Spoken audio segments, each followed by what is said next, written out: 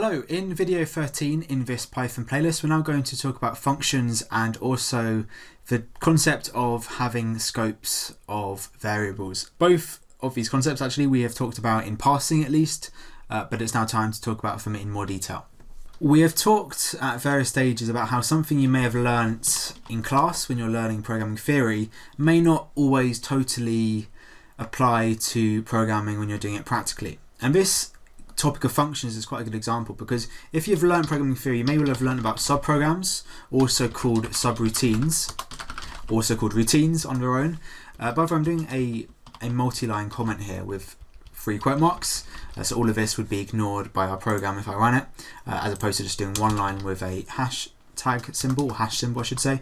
But anyway, so we have subprograms and subroutines, and these are a construct in programming, a really important one, which is essentially learned about if you're doing any exams in it. But really what these are is a out of line block of code which can be referred to, and we call this calling, ironically, in the main program. So I think subprograms is a more helpful way of putting this. Subroutines is just a synonym for this. So a subprogram is just really a little program within a wider program.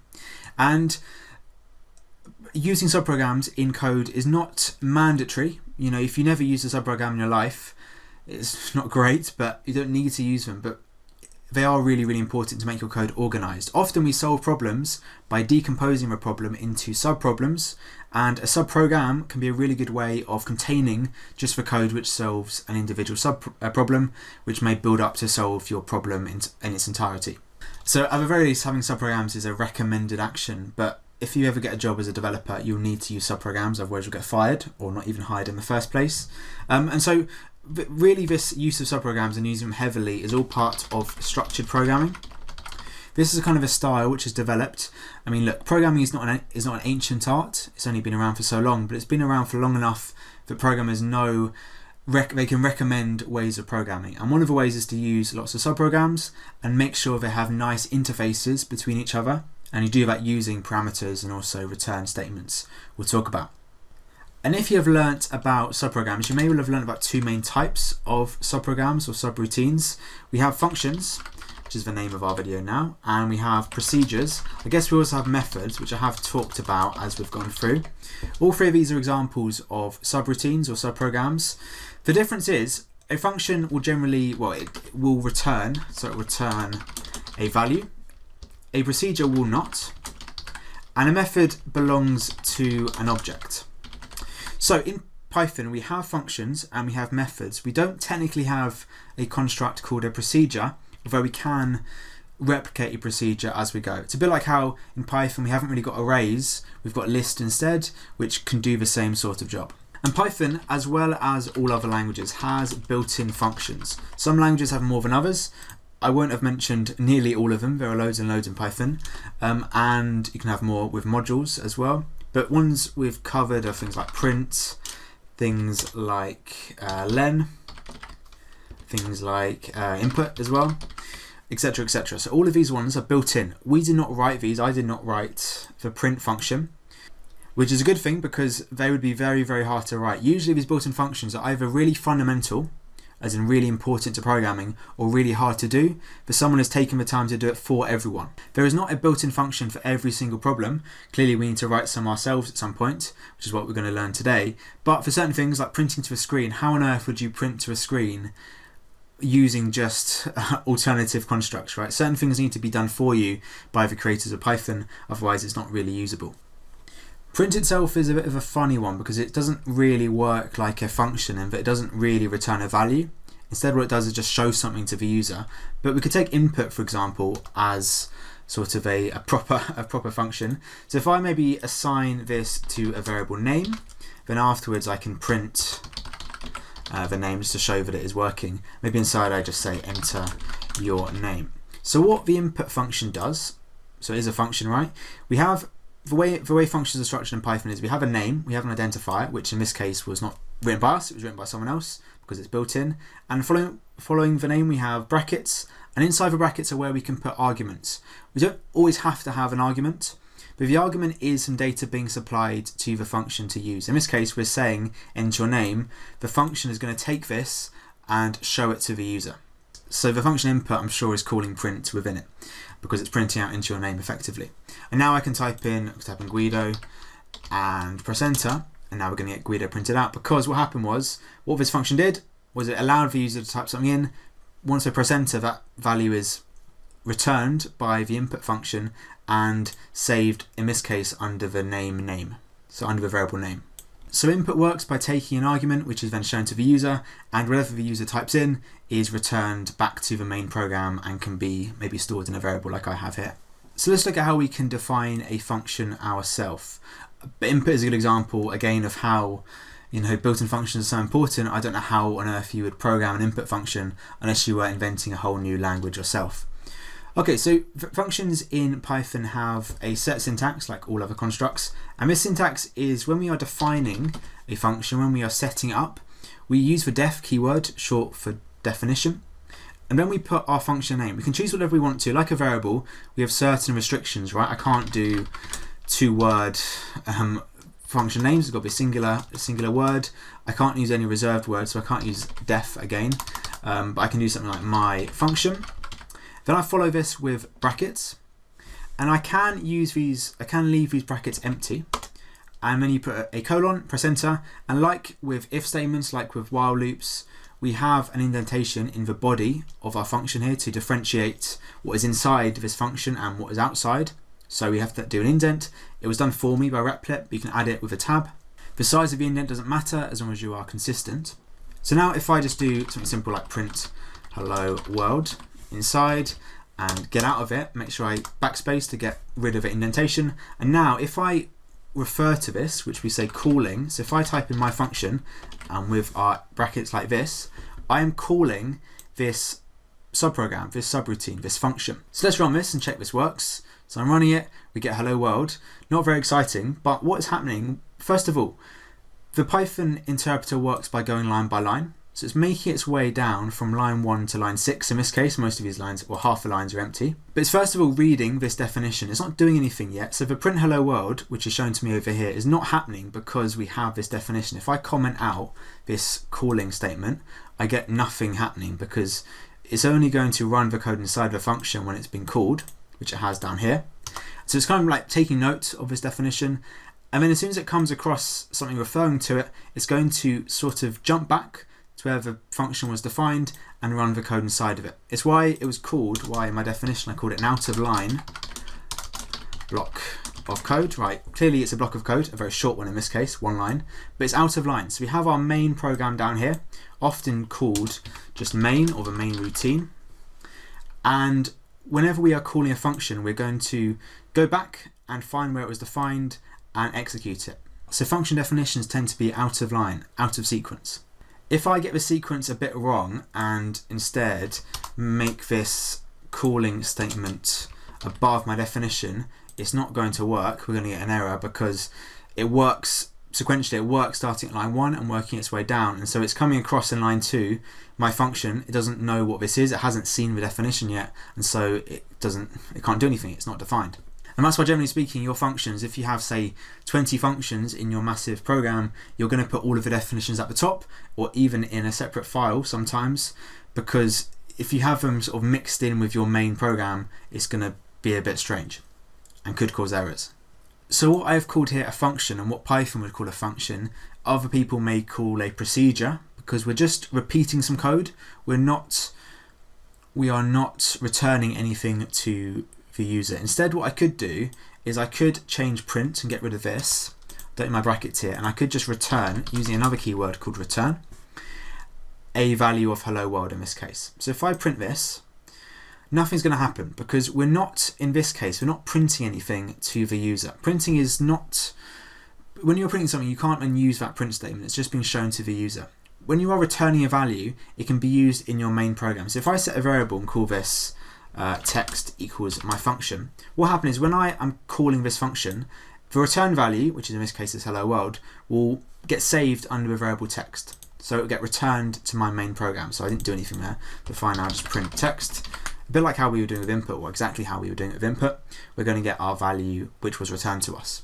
And using return values as opposed to using a print inside a function is definitely a good way of doing it, because otherwise you can't really use any value which was created in your function. So currently in my function, my brackets are empty, which is perfectly fine, but if you have a proper program and you are following the structured programming style, you are going to want to eventually pass in data to a function. Returning is like passing data out of a function, and we also want to be able to input data to a function, as in pass in data. And we do this with something called a parameter. So if we want to pass in data, we're going to use a parameter to do this, or parameters. And these are like a variable used only in a subroutine. So if I type in inside my brackets number, this is like me setting a variable called number, but only to be used in this subroutine. So now if I go back to my calling definition, well, first of all, if I press run, if I run this now, I'm going to get an error because it says I get a type error, my function missing one required positional argument number. Because I have defined a parameter, it is now expecting an argument to this. So that's a good way we can maybe talk about one other issue maybe which would come up. So if I just put in 5 in my calling statement, and now just maybe could let's just return whatever number is times 10 and run this.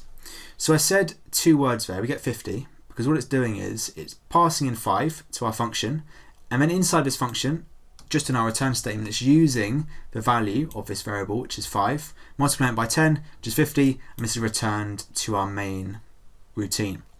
So I said 2 words there. I said parameter, and we also had argument. An argument was mentioned in that error message. So the distinction between parameter and argument is not the most crucial thing in the world.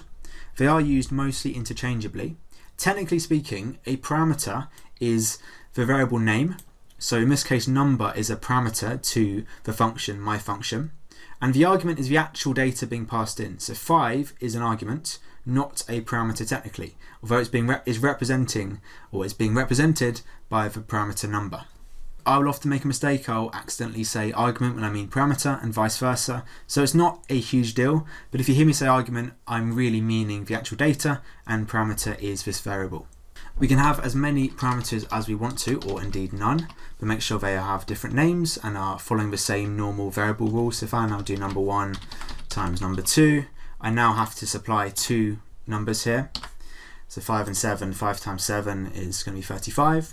I can also set a default if I want to, so I could set the default for number 2 to be 5. And that means if I don't supply this second argument, it's still going to work. We can get 5 times 5, which is 25, because if it's not been given the argument for that parameter, because I've set a default, it can still use the default. But if I add in the second argument, let's just do 7 again, it's going to override the default and make it 35. Also, I can't say this is used massively often, but you may see it especially in certain programs where if you have an asterisk before a parameter name, or you just have one parameter in this case, often written as args, short for arguments, but it can be anything here, but with the asterisk before it, this is where maybe you're not quite sure how many arguments you're going to get. So in this case, what we could do is change this to be args, and we will then index it. So then if I follow this with an index number of 0, which is going to be the first argument inputted, and then we have maybe an index number of 1. If I now type in 5, 7, and then 6, and then 8, and then 9, like that, so I've now supplied 5 arguments to this function. It's only going to use the first 2, it's only going to use 5 and 7 because it's being flexible, because we have sort of an unlimited number of arguments here, but it's just going to reference them. So really what's being inputted in this case is a tuple, so like a list really, and we can index it like this. This may be useful if you're not quite sure how many arguments you're going to get, and you can code based on this tuple. It's a bit risky though, because if you do something like args and then an index of 8, unless you are going to put in 9 arguments, it's going to cause an issue, so we get a tuple index out of range error. And I should say at this point why using subroutines is a really, really good idea. And by that I mean if you want to be a decent programmer, you should use them, absolutely. It's not just, it goes a bit beyond recommended, which I said at the start. So using a subroutine is really good because you can repeat code really, really easily. Now a one-line function like this is not the best example, but a real program might have quite a long subroutine. It might have, say, 50 lines in it. And those 50 lines may need to be executed, may need to be called quite a few times in your code. And if you need to reuse it so often, having it defined once at the top of your program and then called several times, so actually referenced several times, is saving your program having a bunch of repeated code over and over again. With a calling statement, you're just referring to one definition. If you're using it loads and loads of times, this is much more efficient than, like I say, copying and pasting a load of code. And parameters are really powerful because we can change what is going on inside our function every time we are calling it. And likewise, return values allow us to take some data, take some output from our function. And I've said that parameters are like variables. Well, Python is really relaxed. So actually it can be any object. So we can have like a list as our parameter, which is really useful for list functions. If I maybe just do like return the length of my list like that, I can now make sure I supply a list. I don't even need to actually define it first. I could just change it like this, and we should get 5 as our output because we have 5 items in our list like this. This is really nice. And by the way, just speaking of lists and list functions, if I do something like my list dot append, and I try to append 5 to this and run this, let's see what happens first of all. Well, we get an error. So we get an error. It says name my list is not defined. Now, a few things we could say about this. First of all, just take a slight deviation and look at what is going on over here. So we have my list, and we have a dot, and we have append and brackets 5. So this append 5 is what we would call a method. Like I said at the start, a method works on an object. A list is an object in Python. And we'll leave discussion of objects and how to create our own methods until we talk about object-oriented programming, which is a fairly advanced topic. It would be an A-level topic if you're studying it in the UK. But I digress. Why are we having a name error like this? Because I've got my list up here. I've defined it as a parameter. Why can't I then use it over here? Well, this is all to do with scope. And the order of things really matters. Like how earlier when I swapped my definition with my calling statement, it didn't work. The order of how we define things is really important. So here, we haven't, despite a definition up here, we haven't defined my list to be anything. And when we use a method, we need to have the object created beforehand. Okay, I've created a new basic program just to clean up the mess that was the last bit of code. So here I've got a new function which hasn't got a return value but has got 2 parameters. We have name and a birth year. It's called welcome. And first of all, we're trying to figure out the age by subtracting the current year, which is 2020 as I record this, but we're subtracting the birth year from 2020 to work out their age. And then printing, well, let's try this. So I've called it with Guido in 1980. We get, welcome Guido, you are 40 years old. A bit of a weird message, but it's just an example. So we are setting a variable inside our function called age using a parameter value. And we have called it down out of the body of our function because you can see the indent is different over here. So now if I try and why don't we try and print age and see what age has been set to? Because up here we are setting age to be 2020 minus a birth year. So in this case, when we have called it, it's going to be 2020 minus 1980, which gives us 40. So really age should be 40 at this point. But when I run it, we get an error. It says name error, name age is not defined. And this is because, well, this is all about scope. So scope of variables. And the scope of variables refers to their visibility, which relates to where they can be accessed from in your program. So this variable up here, age, is what we would call a local variable. So it's got local scope. It's only available inside this function. So age will only exist as long as this function is executed. As soon as this function returns a value, or doesn't in this case, as soon as this function finishes, age is lost and no one cares anymore because it's local to this function. Whereas if I set age at the top to be, maybe age by default is initialized to 0, this would be what we would call a global variable. So it's global, it's got global scope. This means this variable can be accessed by anywhere in the program. It can be accessed inside this function, it can be accessed outside the function. It can be accessed from anywhere, whereas this local variable can only be accessed inside the function. Same idea with if statements, same idea with while loops. So now if I print this, we get you are 40 years old because inside age has been set to 40, which is perfectly fine. But when we print it down here, because I have initialized it to be 0 in global scope, we get age being 0. So this local variable age is completely separate from the outside world, from the main program. It's completely separate from the variable age up here. And that is one of the many advantages of using local variables. instead of constantly using only global variables is because you can have multiple variables with the same name as long as you've got different local variables. Maybe you've got 50 functions, it's going to be hard to think of separate names for your variables in 50 different functions, but it doesn't matter because each function has got local variables which are kept separate from every other function. If you are desperate for this variable age, which is first used inside this, to be made global, we can proceed our assignment with the keyword global and age, and now this variable is made global, and so we get 40 as opposed to 0, because what's happening is, because this variable is now global, it's going to overwrite the actual global variable at the top and return 40. In fact, if I get rid of this age initialization at the top, we are still going to get 40 because here we are creating a global variable even if it is inside a function. Now, a bit like the break and continue keywords we looked at in the loop videos, using global as a keyword is sort of, well, it's available, you can do it, but I'd really not recommend it. It nullifies the advantages of using local variables, like the fact that you can have multiple variables with the same name.